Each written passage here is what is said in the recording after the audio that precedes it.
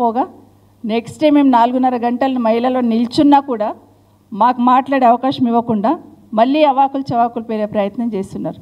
ఇది రాష్ట్రంలో అందరు చూస్తున్నారు కదా.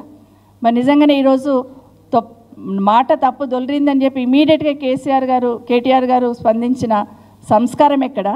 4 గంటలు నిల్చుంటే 4:30 గంటలు మేము మహిళా ఎమ్మెల్యేలము మాట్లాడకుండా అసెంబ్లీలో నిల్చొని ఉంటే కనీసం స్పందించడం కాదు కదా, ముఖ్యమంత్రి గారు మిగతా వాళ్ళు రాక్షసానందం పొందారు అక్కడ.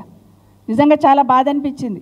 అంతసేపు నిల్చొని ఉంటే కనీసం మాట్లాడడానికి అవకాశం ఇవ్వకుండా, కనీసం పొరపాటు జరిగిందో లేదా మాటలో దొల్లినమో అనే కాకుండా ఏం మాట్లాడారు అనేది ఖచ్చితంగా ఈరోజు సంస్కారవంతులు ఎవరు, సంస్కారవంతంగా ఎవరు ప్రవర్తించారనేది రాష్ట్రంలో ఉన్న ప్రజలందరూ గమనించున్నారు.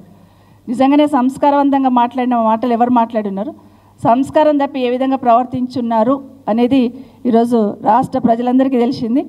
మహిళల పట్ల ఎవరికి చిత్తశుద్ధి ఉంది, మహిళల పట్ల పొరపాటున మాట్లాడితే ఏ విధంగా స్పందించాలి అనేది గతంలో మొదటి అసెంబ్లీలో గౌరవ కేసీఆర్ గారు కేటీఆర్ గారికి డీకే గారికి ఒక మాట బెగిలినప్పుడు ఇమీడియట్గా కేటీఆర్ గారితో క్షమాపణ చెప్పించారు ఆ రోజు. అది కేసీఆర్ గారి సంస్కారం, మా నాయకుడు మాకు నేర్పిస్తున్న సంస్కారం అని